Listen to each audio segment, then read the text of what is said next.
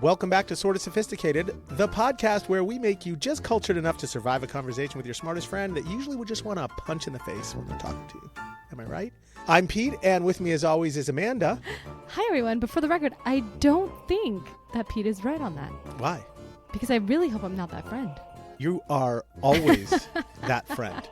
I am not. I am the least smart in the room most of the time, but it's fine. It's hot in here today. What's going on? Are we off to a bad start? Yeah, I think so. Well, first of all, it's 90 degrees in the studio. It is not. Thank you very much. The AC is on. So I that's can a problem. hear it. There's lights blaring on me. I don't like this. I'm uncomfortable. I'm off my game, and I gotta You were just fine last week. You're such a prima donna. Maybe I am. You really Maybe are. this is what happens. Okay. I need this to be a little more like comfortable so like I can get my mojo going. Is this how you hijack the episode and we talk about bullshit for like 5 minutes? Fine. I will shut up then and we can start the episode. You were so feisty today. Are you sure? I'm a little feisty. You are really I am. extra feisty. It's probably because you didn't get a lot of sleep last night, and we all know that you're a princess and you have to get like 10 hours of sleep. Wow. That was, you know what that was? That was very invective. That's what that was. Is that our word of the day? No, Oh. but that's what that was. Oh, And I'm okay. going to just start using that regularly because that's the whole point of the words. Okay? You're being very invective. Are we ready to talk? I've been ready. You know what we're talking about today? Well, you sort of know what we're talking about I today, do sorta know. but I'm going to introduce. Okay, you know that new movie that just came out, F1 with Brad Pitt, right? Okay, so naturally, now everybody suddenly wants to talk about Formula One racing like they've been fans for like years, which I think is total bullshit. Who are we kidding? I think everyone became a fan when it was in like Las Vegas. It's always been in Las Vegas. It's not always been in Las Vegas. They just signed the contract for it. So when everything was like getting repaved and people were all angry because they were shutting down the strip, and then when they finally had F1 and that when that sewer lid like flipped off and like messed a whole. Dude, why don't F1? you do this episode? Like you're ready. You know. Oh, I don't know if I'm ready. You know more than I do. Well, just about the cultural stuff. That's all. Okay, but that's the whole point of the whole thing. Not cultural, just about the pop culture status, but that's all. I like that.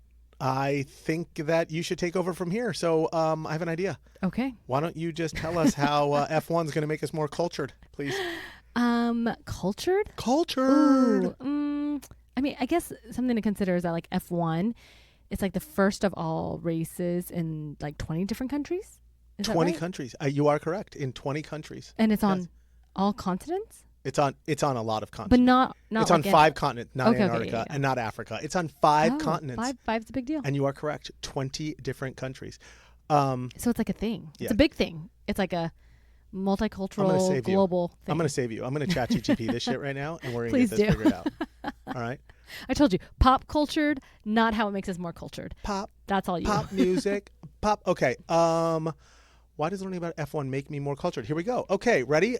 ChatGPT says, learning about F1 makes you more cultured because it connects you to the global community. Amanda, absolutely right. 20 countries, 5 continents, and a blend of national pride, tech innovation, and tradition.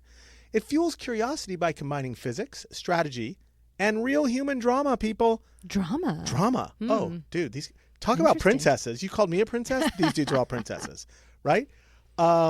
It's a sport that rewards asking questions about how things work, why decisions matter, and what makes greatness, making you not just a fan, but an engaged, thoughtful observer of a high-stakes world. I mean, it's super high stakes. Like, go. I don't think people realize they could die at any second. I have a fun fact as about you're that. watching. I know. Okay. It's crazy, right? And they got to do all this shit going 200 miles an hour. Yeah. It's insane. Wait, I do have a question, though. What is it? Sorry, real quick. Mm-hmm. So is F1 the one that they train their necks? Like, they go into, like, these G-force stimulators? Oh, probably. I don't know. I didn't look that up. It's but like that insane. It sounds like they have to. Okay. Yeah, because whenever any race car drivers are going to do that fast. Like I would think they'd have to. Yeah. Or just snap your neck. It's crazy. Right. Just like that. Okay. Well, what's our word of the day today? Word of the day. All right, you ready? Today's word is limerence. Like limerick? Like limerick. Pretty much, Amanda. Not even close. No. Not limerick. Okay. Limerence. Limerence. Okay. It's the state of being obsessively infatuated with someone. Like it's head over heels. Like you cannot like stop thinking about someone. Oh, interesting. Yeah. So like limerence? Limerence. Mm-hmm. So how you limerence over boobs. That was funny. That was fucked up. That was good. Why was that fucked up? I don't know. That's a whole limerence. I feel like this is going to be really easy. Yeah, we could do a whole podcast episode on Peter and limerence. Peter has lots of opinions about boobs. Okay. I don't know. Now that limerence is our word of the day, and we have to work it in there somewhere. Are we going to get to this F1? Because I've seen on TikTok that there's like these edits of hot drivers. I think it's F1. It may be NASCAR. I think you need to teach me the difference between the two. Oh, we will. But they're like these hot drivers who spray champagne everywhere. So I think we just need a little bit I think those are all the drivers, but yeah. All of them? Well, but like it just depends on what season's racing, but yes. So like NASCAR will do it. Yes, they all do it. Oh, okay. Yeah. What's the history? Give me the skinny. I'll give it to skinny. It's not really that old. Like it's not that old? Yeah, Formula One doesn't go back that far, right? Officially started in 1950. Huh. Formula One is like, it's the cars with the big wheels in the back. We're going to get to all of that. Okay. Okay, wait. I'm ready. So just history. Got it. Go. 1950s. Hit me. Okay. Formula One officially kicked off in 1950 with its first World Championship race at a place called Silverstone in the United Kingdom. Oh, now, it's not even like a American thing.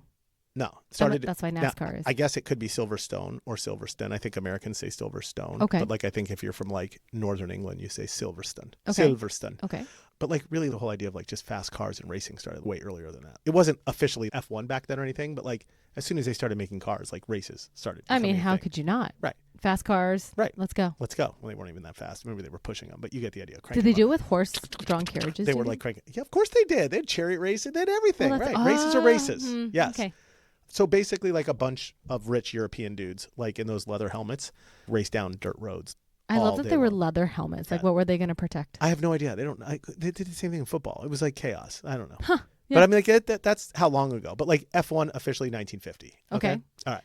So then basically like somebody realized people would actually pay money for this whole thing. And that's like when the whole sport of car racing got organized. But how did they not expect that people would pay money for this? I mean, there was like the gladiator and the chariot racing and all of these. Like people, you got to do shit for free for a really long time before like get them engaged, right? Buy in. Okay, yeah, that's what's going on here. Okay.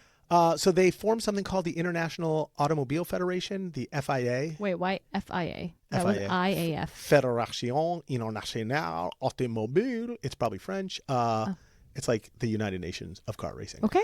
Yeah, and created the formula in Formula One, you would say, right? So that was punny. Yeah, just a big sort of fancy way of saying, here are some rules everybody should follow, so it's basically even and people don't die, right? That was kind of the FIA's plan. Up until then, they just sort of did whatever they wanted to. So, like, I guess FIA didn't really create Formula One per se. They just made it legitimate. And then, like, it started gaining momentum. Remember the whole Triple Crown thing where it was like, it wasn't really a thing until some dude named Charles Hatton just started saying the word Triple Crown. Oh, and then they went back. Yeah, so sort of the same concept, right? Okay. Yeah. So it became the slang, the lingo. Yeah. Well, that makes sense. Yeah. Except now, are you going to like maybe explain a little bit to me about what the difference is between F1 and NASCAR? Oh, I'm going to do you one better. One better? Yeah, I am. Okay. I'm going to give you like a quick and dirty difference on all of them. So like, I'll just do America because like I don't know anything else that's international because I'm not international. I'm sure there's like all sorts of stuff all over the world, but here in America we basically have like F1, IndyCar, NASCAR, IMSA, and NHRA. What are all these things? Right. Those are all the different like forms of racing. Are they all under the FIA? Oh my God, look at us. We're so sophisticated. So sophisticated. We're like throwing in acronyms everywhere. No, because FIA is international. So F1 is international, but also in America. I see. All the rest of them are just America because since this is like American podcast, I'll just do America stuff. Fair enough. Can I have one more question? Yes, go. What? Just point of clarification. Yo. Formula One, yes, when it's in Las Vegas, yes, it's international racers. Yes, it is. Okay. It's always international. I'll explain it all. Okay. Yes. Okay.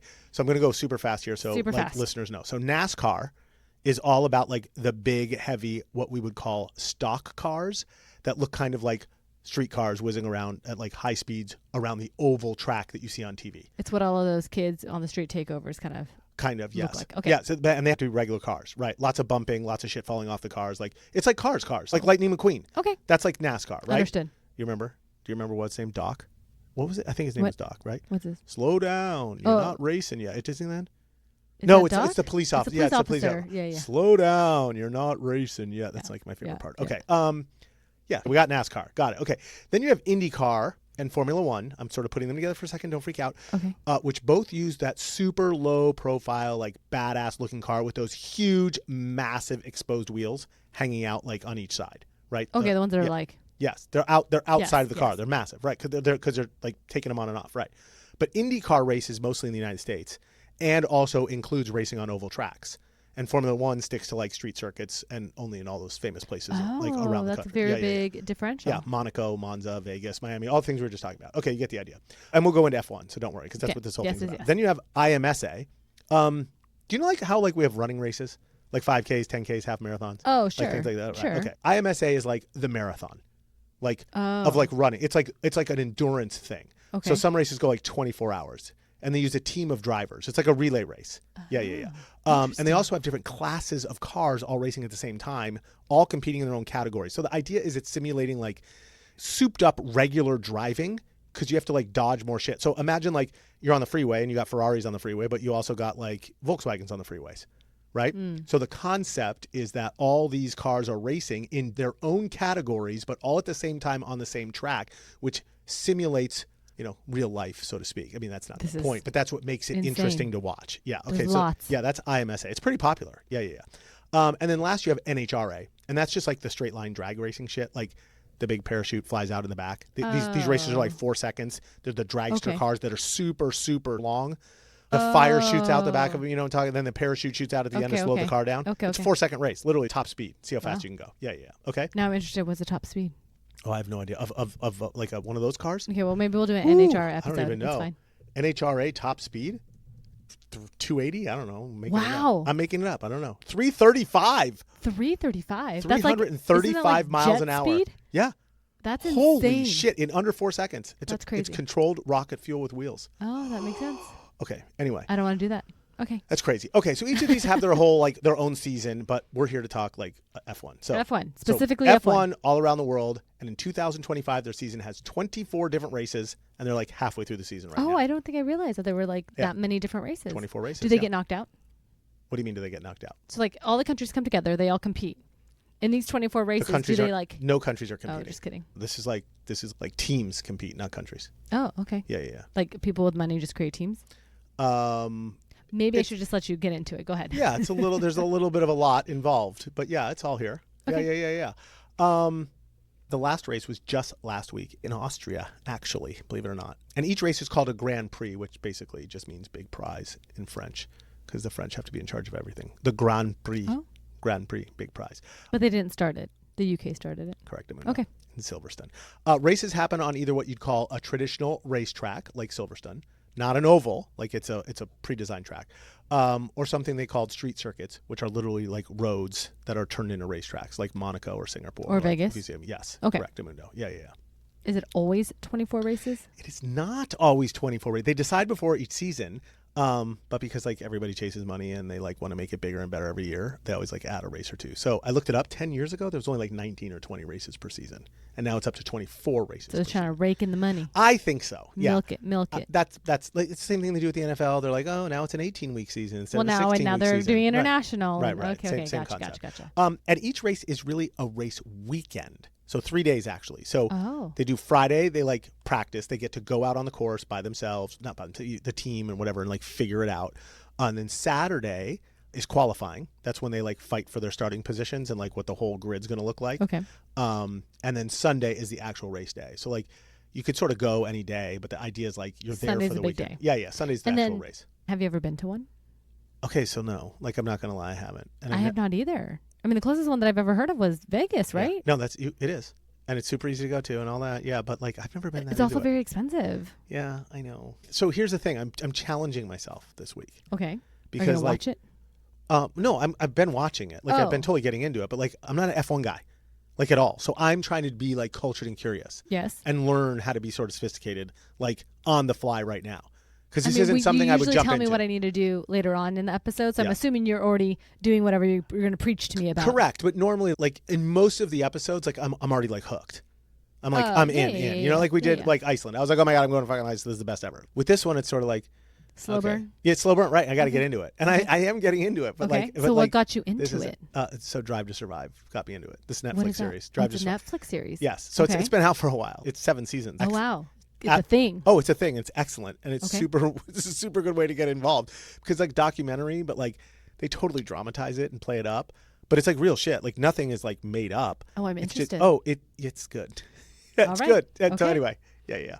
So then wait, how does the season work? Is it like the NFL where there's like a Super Bowl at the end? So is there a championship, or is it just like each race is a win and they get a purse?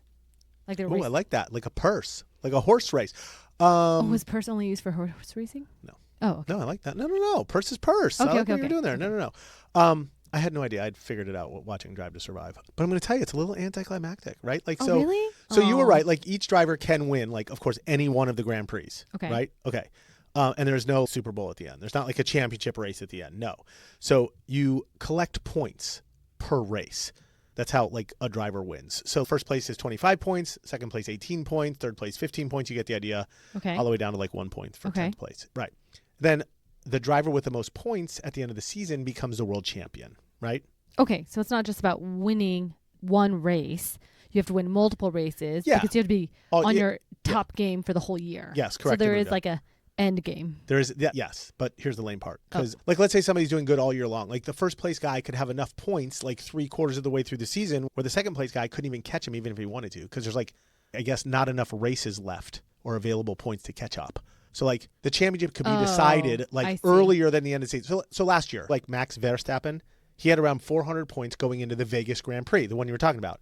And Lando Norris had 330. So they were separated by 70 points. So as long as Verstappen basically finished the race and didn't die in like the last 2 races that were left of the season, then like he clinched the title like after Vegas in November, and the season didn't technically end till December.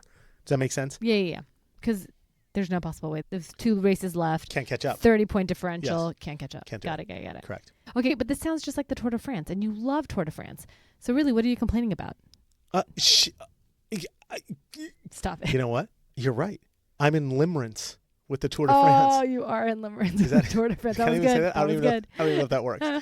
Okay, then I have to eat crow. I have to take everything back. Okay, because then what I mean is the F1 point system is totally awesome, and I love it. I take everything back. Okay. Take backsies. Okay, wait. I have another question. Yeah. Are all the drivers the same then each year? Because it's kind of like a jockey where it's like, this is your career. You do it year after year after year. I'm assuming it's like an exclusive club of drivers. Or like, can anyone join? Oh, no. Total exclusive club of drivers. You're absolutely right. This like has to be your mission in life. Is absolutely. To be an F1 driver. Correctamundo. Okay. Yes. So like I should have explained this earlier. Sorry. Okay. There's actually only 20 F1 race car drivers in the entire world at any given time. 20. No. Period. 10 teams. 2 drivers. 20 drivers. You got it. 2 drivers each. That's it. Every race has the same 10 teams. And fun fact, a little context here, we actually have more astronauts in the world than we do F1 drivers. Well, I would hope we have more than 20 astronauts in the world. Okay, whatever. I'm just saying, like, that's like such a, like, elite group. There's nothing else. It's very true. But hold on. It's such an elite group. I don't think I know of any other career that only has 20 individuals doing that. So wait, hold on, though. Can you explain the team thing and, like, why they don't change? Oh, yeah. Okay, so... like it's like the same as any other sport, right? Like football teams don't change, basketball teams don't change. Like there's a certain amount in the league.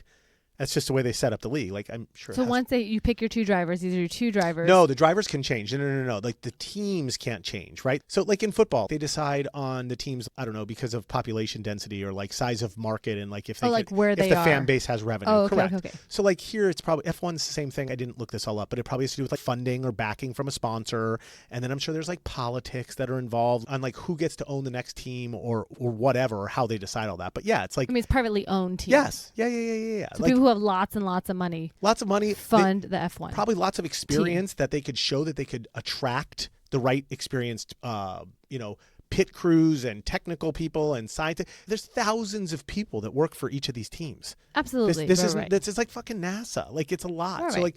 A lot goes into it, which I understand. Right. Yeah, you don't just like go like, I want a new team. You don't just try. No, it's like years and years and years of like breaking in. Okay, but kind of like our sports teams, can we have a new team join in, or is it always 10? So it's not always 10. F1, like whatever the rules that they made up, it maxes at 12. Right now there's 10 teams, and there's been 10 teams for a while. So there's 2 more spots. So they can, right. And then I have, don't even quote, I'm not nearly sophisticated enough, right? Will they expand to 14? It's not, whatever. Bottom line, right now they're at 10 teams. They've been at 10 teams for a while. So what are these 10 teams? Okay, the teams. The teams are Red Bull, so they're all like branded teams. Red Bull, Mercedes, Ferrari, McLaren, Aston Martin, Alpine, VRB, or they're also known as Racing Bulls, Sauber, which is soon to be Audi, Williams, and Haas. So they're not all car companies, but they all are. No, some are. But they are companies. It's branding. Okay, it's branding. So it's like branding. Red Bull doesn't actually own No. or facilitate the F1. They just pay enough in It's revenue. branding. It's absolutely branding, right? And some of the car companies are doing their own branding, so that's why you have Ferrari or you have Mercedes. But then the engines, are the engines from like Ferrari and Mercedes, or do they use a rival engine? Oh, right. No, they totally do. Yeah. Like, okay, so out of these 10 teams, like 4 of the teams use engines from Mercedes. 3 of them use engines from Ferraris. Yeah. Okay. Wait, but hold on. You said like McLaren. So McLaren doesn't even supply its own engine. It's winning with a Mercedes engine? Yes. So then Team Mercedes should also celebrate because no, that's bullshit. Because that's so kind of, but not really. Like, so think about it. Like you're at a chili cook-off and like you and your mom are both using your mom's recipe. You're competing against each other. She's like making chili, you're making chili. You're using the same recipe. And she wins. Like you're going to be happy for her she wins? Yeah. I mean, you're going to be like tangentially happy. I mean, but you wanted to win. Like, okay, so don't use your mom. Use your brother and you were doing it. I mean, like, I get your point. I get your point. Right. I just think it's very interesting that we have these car names that are sponsoring cars that are the engines are being like created by a competitor. Because think of it, it's a brand, right? I like understand. what's throwing you off is the idea of the car company, but it's a really because like if I am a McLaren, okay, think of the body of the car. I want people. Okay, think of the tires. Think of the body of the car. Think of the think of the suspension. Think of like. But are they all different? Yes, that's my point. Like okay. so they're just using one component from. But that's like the biggest component of the whole God. car. Fine, that's what she Okay, said. fine. But yeah, okay. Okay, fine. I get it.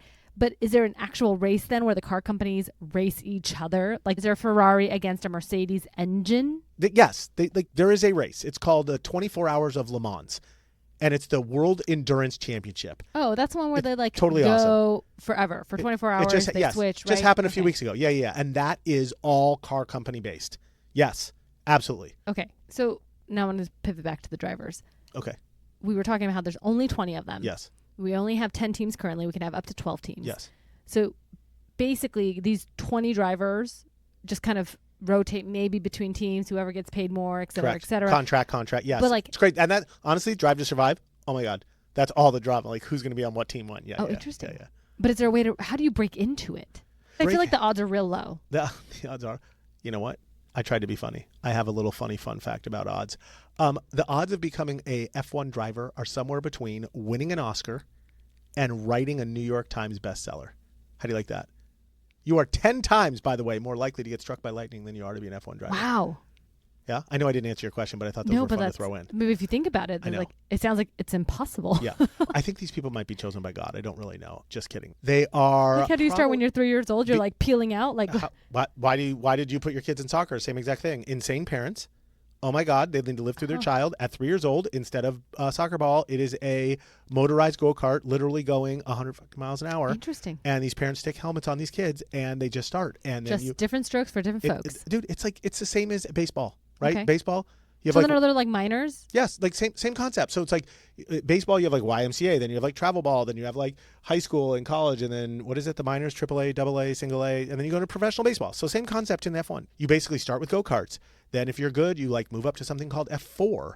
Then you move up to F3. Then you move up to F2, and then finally to F1. And each of those groups get smaller and smaller and smaller, and you don't really realize it. I mean, and when you think about it, it is like, I mean, the numbers are smaller, but like think of NCAA basketball, right? Like 350 Division I college teams. Each of them have 5 starters. 350 times 5. Math major. 1,750 players, más o menos. Okay, you with me so far? Yes. So like, how many did the NBA draft every year? Like if you're going through college, right? And then you go, it's 60 players. There's 2 rounds. I'm making it up. Maybe there's 64 players. Yeah, I think there's 32 teams. Yeah, I don't know. So, but I'm close. But like the idea is if you're playing like recreational basketball, there's 1 million kids. Then you get into college basketball, legit college basketball. Then you're down to like whatever, 1,700. And then they pick 60. Like it's just F1 smaller. That's all. Make sense? Yes. Much smaller. Yeah. They're like, I feel like an NBA team has 20 players per team. No. You're absolutely right. I'm just trying F1 is 20 drivers in the world. Period. I know. I'm just trying to give you a sense that the concept is still the same. The way that they do it's still the same. You're right. It's still mind-blowing, though. It is. Yes, I agree with you completely. Because it's the world, not even just America. Yes, it's crazy. It's crazy stuff. I know. Okay, but if I'm going to watch it, yes, do I need to know words? Because like when we did Tour de France and when we did the Kentucky Derby, there are words that if I was watching, I got vocab. I need to know. I got vocab. You ready? Formula One flashcards. Here we go. Okay. First, you have something called pole position. Are you familiar with pole position? It's the one that's closest to the pole? First place. Kind of yes. like in the horse Yeah. races? Okay. So on Saturday, when they have to run the track to qualify, the fastest time takes pole position. Fastest time from the previous race? Fastest time on Saturday. Remember, the Friday they get to go around the track and get used to it. Yeah. Saturday they have to qualify. They actually race. But isn't there somebody by the pole position on Saturday? No. It's time. That's all time. You go one at a time. Oh. It's all time based. You just go around the track as fast as you can. Okay. Yeah. That's your qualifier. Oh, that's Whoever on has Saturday. the fastest time. Okay. Then you set up in what's called the grid. I see. And pole position's the first number. Then the one next to it's 2, and then 3, 4, 5, 6. So there is on Saturday a huge reason to perform well. Yes, absolutely. Okay, so you got pole position, right? Okay. Yep. Okay, then you have pit stop. That's when they like stop and it's insane. Everyone bum rushes the car. Yep, Okay, you got it. Right. So that's like where you go into the garage, they get the tires changed, fix everything. Sometimes you have to serve a penalty in a pit stop too. So like if you hit somebody? Yeah. Timeout? Yeah, Okay. well, not just hit somebody. But yeah, there's you know what? We'll go through penalties too. Okay? Oh, dear. Remind me. Okay. Okay. How long do you think a pit stop actually takes? By I mean, the way? for you, like an hour. Okay. Just kidding. You know what that was? That was invective. Again. You've already used that word once, and that was in like an episode I don't or two care. ago. You know what? I'm not In limerence? I'm not in limerence with you. Okay? Okay, but for real. Okay, guess. 5 seconds? 5 seconds. Okay, check this. A pit stop is considered decent if you can keep it under 2.5 seconds. 2.5 seconds. 2.5 seconds is like insane. Amanda, they changed 4 tires. I have a fun fact about But it. there's one person on each side changing a tire. Yes? Yeah, so you're changing a tire in 2.5 seconds. Amanda? Yes. You have to get the tire off and then put the tire on. And I don't care if there's 4 people doing it. It's amazing. I'm sure it is. It's the best part of watching Drive to Survive. Okay. Next, you have something called the undercut. You'll hear that a lot. It's a strategy where the driver goes to the pit stop early to get new tires and then drives fast enough to jump ahead of, or I guess undercut a competitor when they have to do their pit stop later. Because it's really hard in F1 racing to pass people. I mean, basically these engines top out. They're all excellent engines, right? The tracks are super tight. So you have to work strategies. And this strategy of changing your tires and getting out in front of somebody could save you a second or two. And if it saves you a second or two, you can change positions with somebody. It's super complicated stuff when you really think about it. Got to get that edge. Yeah, undercut. Don't forget, you'll hear that a lot. Okay, then you have something called the safety car, which, basically that's duh. That's the car that goes out when shit's all over the track or there's a crash or something and they come out and they slow everybody down, clean up the whatever, and then they start again. But isn't that a way for everyone then to be starting off on neutral ground? So if the safety car stops everybody, then everyone now has an opportunity to catch up. And so I feel like now the people who are in the back have an advantage. Advantage people in back. Okay. You are correct. Huh. It's part of the race. But now one competitor is gone because they obviously crashed. Well, yeah, or debris if something else happens. But yes, you are right. Oh, interesting. Yeah, so yes, it sucks, but it's part of the race. It is. That's it. That happens. Can mess up all the strategy. Okay, then there's this thing called the DRS. This one is going to make you sound sophisticated. Drag reduction system. This is on the back part of the car, and it lets the driver open a flap on the back wing to reduce drag and go faster. But you can only do it in designated zones, though, and only if you're within 1 second of the car in front of you. So it started in 2011. They just put this in, and some purists don't really like it, but I think it's a cool add to the sport, in my opinion, because I told you before, it's hard to pass people. Yeah. So you're right behind a car and there's a lot of what you would call dirty air coming out behind that car, right? You're right. You are literally right behind them. And so you lose traction with the road, right? You lose grip to the road. So when you're going around turns, there's no chance you can't pass anybody. So they implemented this system where you hit this button, it changes the airfoil and reduces drag. And if you're good enough, can increase your speed 10 to 30 kilometers per hour, in a very short period of time and get past somebody. It's like a turbo boost. But you have to be a really good driver. And again, some people older generation dudes are oh my God, that's bullshit. They shouldn't have to. But the race it makes it interesting, the race I would guess. be right. I completely agree. And I'm sort of new to this whole thing. So, nobody yell at me. So grain of salt with whatever you say. Right. Absolutely. Yeah. Look, I'm trying to make people sort of sophisticated. We're not sophisticated. We're sorta. We're trying to help people just watch the damn thing. It's true. Right? It's Okay. true. We're just doing our part. Okay, then finally you have last vocab word, track limits. So those are those red and white lines on the sides of the track, and you have to stay in bounds, right? You have to drive inside of them or you're busted, for the most part. And there's more to it, but basically that's the gist. Your car can't go outside of those, otherwise you're off the track. Okay. So basically you're just out of bounds. Yeah. Out of bounds. So is that, I know earlier you had mentioned like there are penalties. Is going out of bounds a penalty? That's a penalty. Okay. Yes. You want to do penalties? I do. Let's go penalties. Okay. Is like love tapping someone a penalty? Love crashing is a penalty. Crashing? Yeah, I don't think love tapping is a penalty. Okay. All right. I'll do like basic penalties because I don't know all this stuff. I had to look all this up, learn about it, watch Drive to Survive. Like I got the basics. Okay. So those track limit violations we just talked about, if a driver goes over the red or white line. Yeah. Out of bounds. Yeah. Penalty. Yeah. What happens when they have a penalty? Do they have to like turn their car off? Do they get extra time? Like you're kind of vague here. Yeah. Okay. Right. Tell me about it. So I didn't know. I was like, I don't know. What's the penalty? Again, right? we're all learning. We're all I'm in learning. trouble. Okay. So apparently once all 4 tires are outside of those lines, it's a violation. All Whole 4? car. All 4. Okay. All 4. Otherwise you're safe. They got cameras, AI. Yeah, everything's figuring all this shit out. It's mean, unbelievable what they have. Like they replay it is insane. No, it's crazy. Once you have 3 violations in the same race, you get a warning. Like someone like yells really loud at the driver, I guess. I feel like that has to be part of the strategy because if you get 3 times, you'd be like, "Oops, I went out, but I just gained a little bit." Like, I mean, maybe. hundredths of a second. But then if you get a 4th one, there's like a real penalty. Like I don't know, maybe. So 1st, 2nd, and 3rd, like they radio into the car. They're like, "Hey, dude, you just got checkpoint, whatever, blah blah blah. We're keeping an eye on you, whatever." And what happens when you do it one more time? 5-second penalty. So then you have to serve that penalty at your next pit stop, or if you don't pit stop again. Then they just add it when the race ends. They just add 5 seconds at the end of the race. You're screwed. Are there a certain amount of pit stops you're allowed to have? There aren't, but like most of these guys are only doing 1 or 2 pits. It's only 90 minute race. Right, because I mean you're adding 2.5. Yeah, right, seconds. So they don't want to add any seconds or anything like that. But like in theory, I guess if you got the 5-second penalty, you could just forgo all your pit stops and hope your car stays together. Well, it's all about tires, right? Like you're going to lose grip on your tire. Like you just hope it's okay. Sure, but like yes. You wouldn't do it. Understood. I'm not sure they can make it through the race. Yeah. Okay. Then you have something called unsafe release. So this happens after the pit stop in the pit lane. So if a team sends a car out like right into another car's pathway, they get slapped with like a penalty or a fine in some cases. Yeah. I mean, that kind of makes sense. So like you're merging on a traffic without looking and you just kind of like go. Yeah, except 900 miles an hour. But yes, you get Oh my gosh, 900 miles an hour? Not really, but like 200 miles an hour. See, yes. okay. So like it's scary shit. Right. Okay. All right. Then there's also just like speeding in the pit lane. Like they actually have. Yes. There's like a posted speed limit sign. Like. Okay. So you just don't come out at an unsafe speed. Right? Okay. Yeah. It's just to protect people. Like, yeah. Okay, so then there's just plain old causing an accident, right? That one's pretty self-explanatory, okay? Like intentionality. Yes. Yeah, I guess. Don't do it. Yeah. Then there's also something called false start, just like in track and field. Pretty simple, right? Don't start before the buzzer. Okay, got it. And then only 2 more. Like if you ignore a yellow flag when there's a caution somewhere on the track and you just blow right through it, right? Like we were talking about earlier with the safety car. And then the last one is just like purposely not serving one of the penalties that we just talked about, which gets you another penalty. So penalties are basically just always time being added. Yes. So if I false start, I get time added. If I... Yeah. Okay. Or you go to jail. Okay. Right to jail. What's jail? Right to jail. What's jail? Do you not remember Fred Armisen? Did you watch Parks and Recreation? I did not. Okay. I don't know why you're surprised. Fred Armisen. Right to jail. No, it's all time.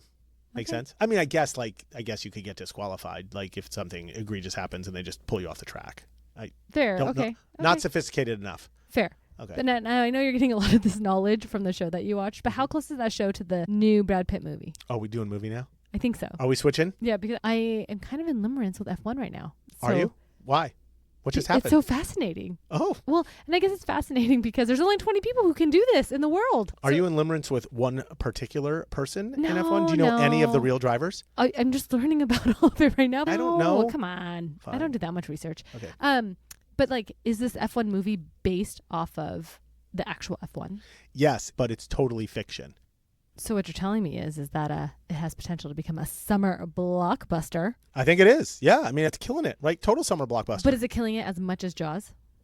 Probably more than Jaws. We'll have to keep an eye on it. We'll look it up in a few weeks. We'll see if it hits $683 million or whatever you figured out before. All right, here we go. Here we go. All thanks to Jaws. We can now talk about summer blockbusters. Right, let's go. Okay, so this movie's about some dude named Sonny Hayes. He's fictional. Totally fictional character who's, of course, played by none other than your limerence crush, Brad Pitt.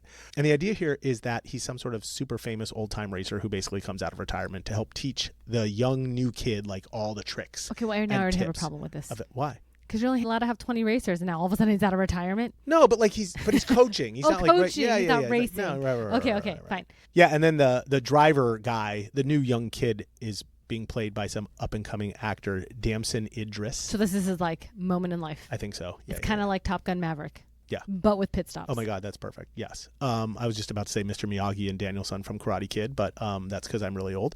So yours was perfect. That was literally the pitch, right? Except instead of Tom Cruise's face like melting Brad off Pitt. at 10 G, it's Brad. Here That's we it. go. Yeah. Okay. Fair. Doing 200 miles an hour, baby. Fun fact, 7-time F1 champion Lewis Hamilton, a real driver. Okay. He still drives, is one of the producers. Oh, So okay. he made sure like That's Hollywood nice. didn't screw this whole thing up. Okay, that's so it's nice. like totally legit, right? But did they actually film all these scenes at actual races then? Oh, they did, like at real races. Yeah, Like yeah. There's at actual footage. F1. There's footage of real races. And yes. So it's not like CGI. No. This is like they filmed this live, like at least 2 race weekends that I know of. So that's Silverstone Place, and another one Spa in Belgium. Remember how I said they only have like 10 teams in like real F1? Yeah. Okay. So for this movie, like it's kind of cool. They made it fake, but they added a new 11th team because you're allowed to, right? Yeah. They called it APX GP.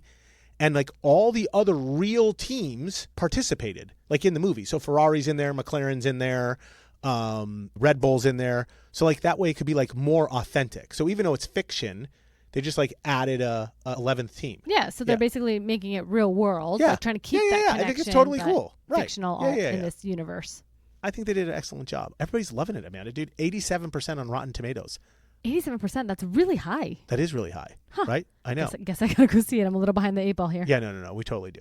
So some of the critics, how about a work of cinematic art with everyone at the top of their game, especially director Kosinski and Hans Zimmer, a must-see in IMAX, right? Wow. I mean, who wouldn't want to watch it in IMAX? Clayton Davis, Variety, Brad Pitt and Damson Idris, undeniable chemistry. Some of the most immersive scenes ever put to film. It feels like strapping into the cockpit of a rocket, he says, except somehow it's sexy. I don't know. His words, not mine. I mean, those are some strong words there. I know, right? So are we going to get tickets and go? We're going. I mean, are you kidding me? I can't believe I haven't gone yet. Like, I'm already pissed it's been out a week. Okay, fair. So the critics love it, but what about the whole racing world?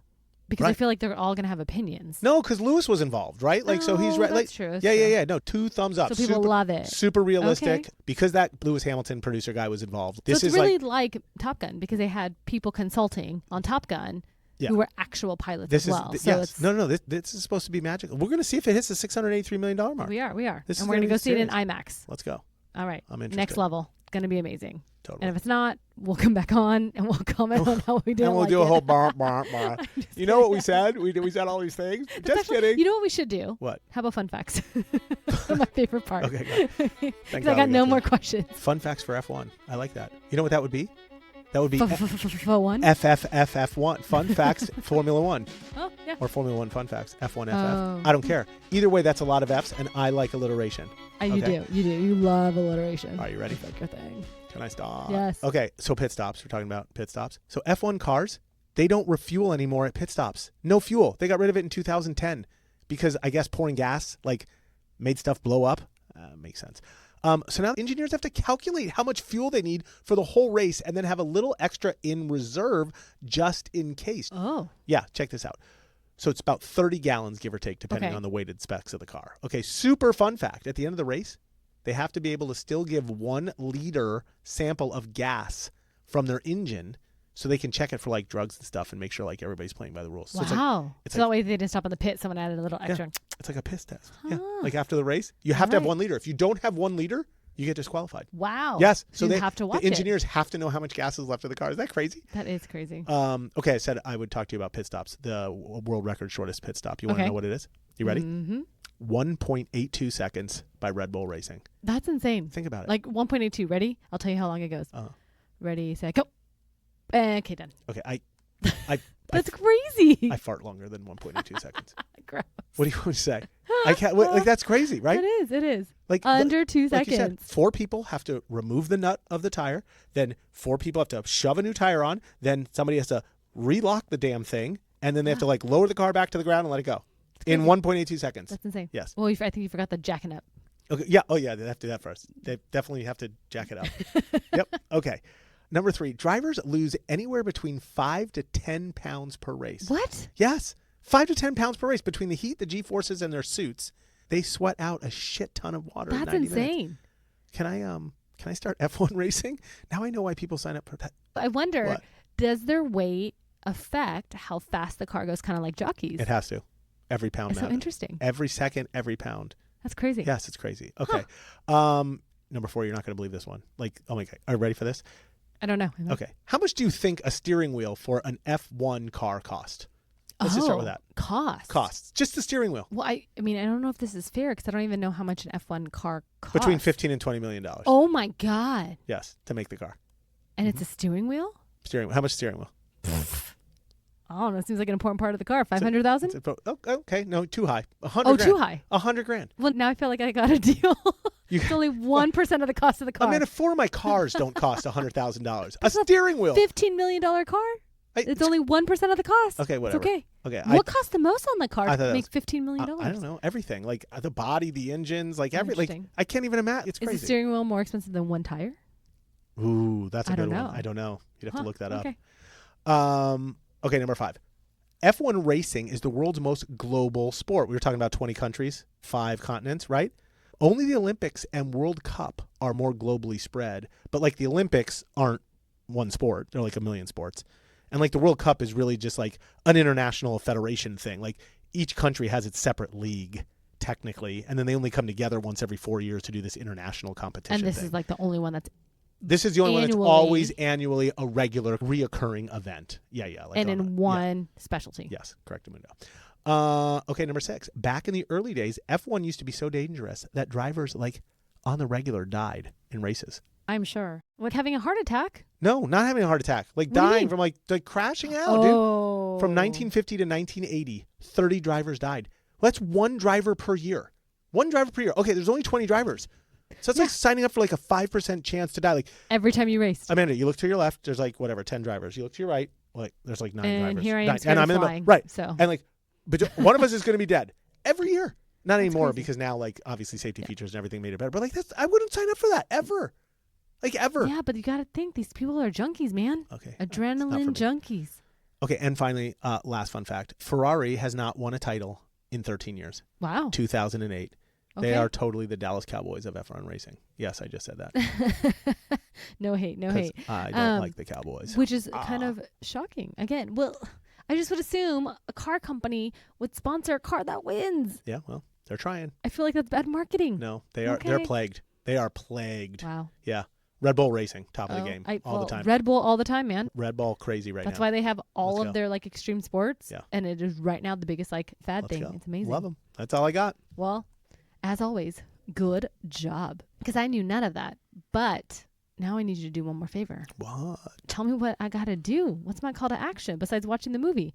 That's a good point. I mean, that's kind of like the premise of this episode. Maybe that was my call to action. Damn it, I think you just stole my thunder.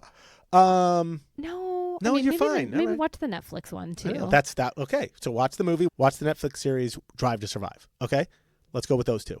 But maybe not all 7 seasons. That's a lot of No, that's good. They're only 35-minute episodes. They're not like hours or anything. Oh, yeah. Okay. And then let's watch like the rest of the races for the season. What's the big deal? They're only 90 minutes. The next one up is the British Grand Prix. That's like this upcoming weekend. And then if that's too soon because you're not into it yet, then Belgium is coming up in late July. So let's just go do that, right? Put it on the calendar. Right. Just or like I told you earlier, just follow your favorite driver on Instagram. They're all on Instagram. Well, I mean, there's only 20 of them, so I guess there's like, not many to follow. Let's just do that. Okay, then just remember these important details to seem sort of sophisticated, people. When I'm watching. Formula One races in 20 countries across 5 continents every year with the same drivers and teams. It's like the Super Bowl, the Olympics, and a luxury soap opera all rolled into one every weekend. Every weekend. Not every weekend, but every other weekend. Yeah, basically. Each car costs somewhere between $15 and $20 million to build. They're so advanced they can theoretically drive upside down from something called aerodynamic downforce. I'm sorry, what? I know. And their pit stops. Why wasn't that in a fun fact? Okay, well, I mean, that's how they live their life, baby. Evidently. Downforce, baby. It's all about the downforce. Yeah.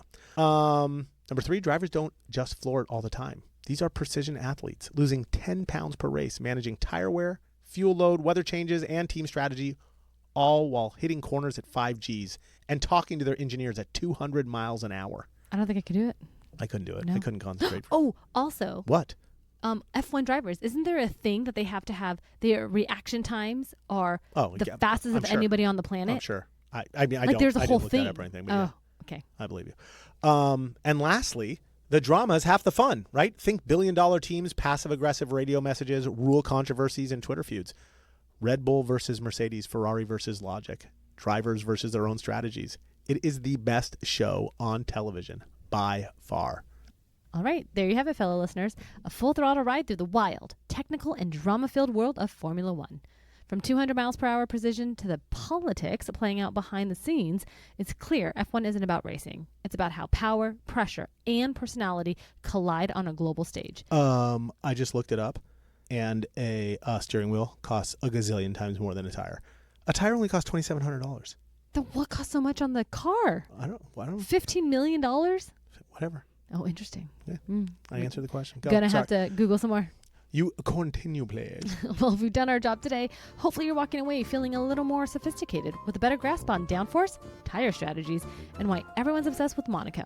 And whether you're in it for the engineering, the egos, or the accents, because we all love some accents, Formula One reminds us that perfection is an illusion. Mistakes are broadcast in HD, and the only thing faster than the cars is the drama. Or so I'm told. If you enjoy this episode, hit subscribe, leave us a review, and pass it along to someone who thinks F1 is just a bunch of cars going in circles. Listen, dudes, we need new reviews. All right? Come on. New reviews. Until next time, stay curious, stay bold, and remember, the only thing more dangerous than going full throttle is playing it safe.